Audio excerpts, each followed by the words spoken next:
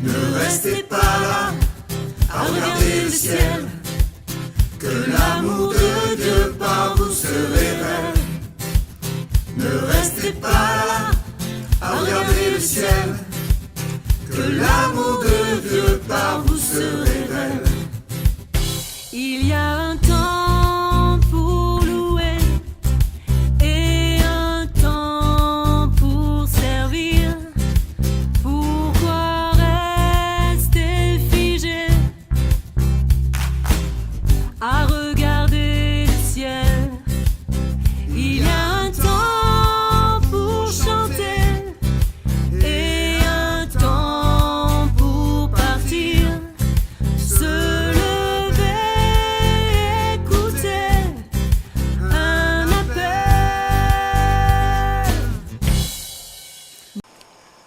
L'ascension, c'est quoi pour moi? Commençons par ce que disent les textes. Il y en a 3. Marc 16, 19, Jésus est élevé et s'est assis à la droite de Dieu. Luc 24, 51, le Seigneur bénit ses disciples, puis est emporté au ciel.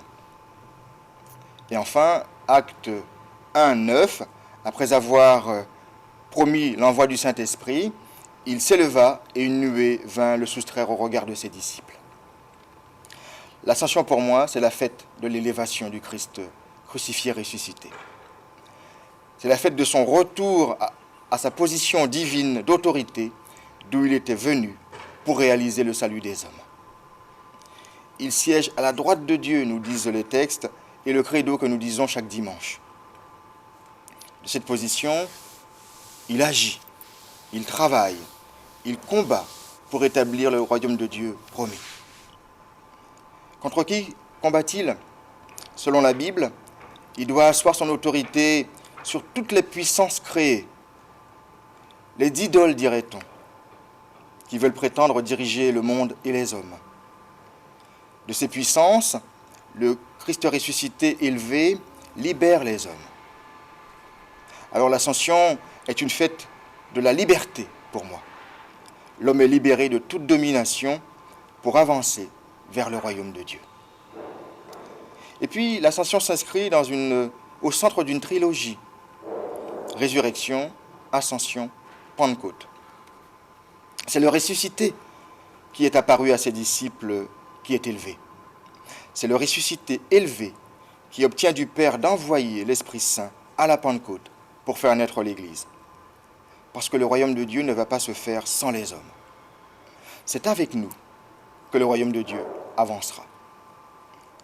Pour combattre la justice, pour combattre pour la justice, pour combattre contre l'iniquité, dira la Bible, parce que qui visitera les malades? Qui visitera les prisonniers? Qui luttera pour la paix? Qui annoncera le royaume qui vient? Qui sera témoin de l'amour de Dieu et du Christ pour tous les hommes? Qui annoncera l'amour? C'est nous, les hommes, guidés par l'Esprit Saint, reçus par la foi et au baptême. C'est nous, les hommes, qui mettons notre foi et notre confiance en Dieu. Alors pour moi, l'ascension, c'est aussi la fête de la confiance, de la foi en un absent qui est pourtant très présent par son esprit en moi et dans tous les croyants. C'est une absence dynamique qui donne de l'énergie pour combattre le mal et toujours respirer dans le bien. Dieu, en Jésus-Christ, est à l'œuvre, même si je ne le vois pas et ne le comprends pas toujours. Son absence est habitée par ma foi que le mal et le malheur ne l'emporteront pas. Dieu oriente toujours l'histoire du monde vers son royaume d'amour et de vie. Alors, ne restons pas là à regarder le ciel, mais travaillons à annoncer le royaume que Jésus lutte à établir. Faisons-le en parole et en acte. Et je finirai par la lecture de l'hymne de louange qu'on trouve dans la lettre de Paul aux Philippiens. Nous lisons ceci. Comportez-vous entre vous comme on le fait quand on est uni au Christ Jésus. Il possédait depuis toujours la condition divine, mais il n'a pas voulu demeurer à l'égal de Dieu.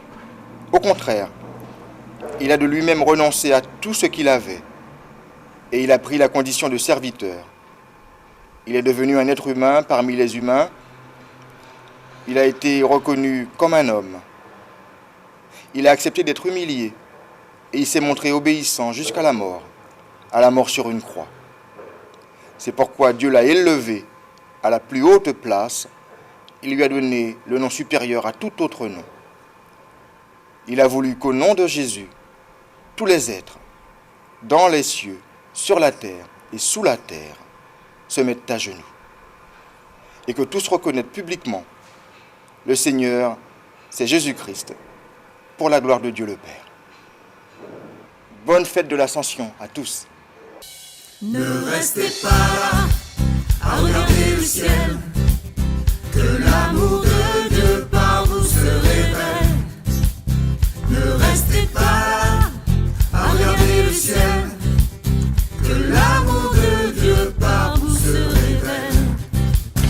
Il y a un temps pour prier et un temps pour agir, partager, éprouver l'amour qui renouvelle. Il y a un temps pour chérir et un temps pour s'ouvrir, aimer la liberté, l'essentiel. Ne restez pas là à regarder le ciel, que l'amour de Dieu par vous se révèle.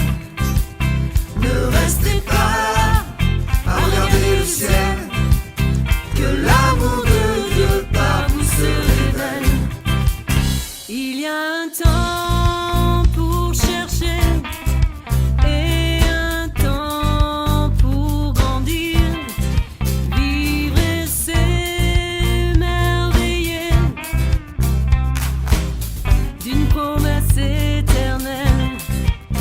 Il y a un temps pour bâtir et un temps pour cueillir une foi si fragile et fidèle. Ne restez pas là à regarder le ciel, que l'amour de Dieu par vous se révèle. Ne restez pas là à regarder le ciel, que l'amour de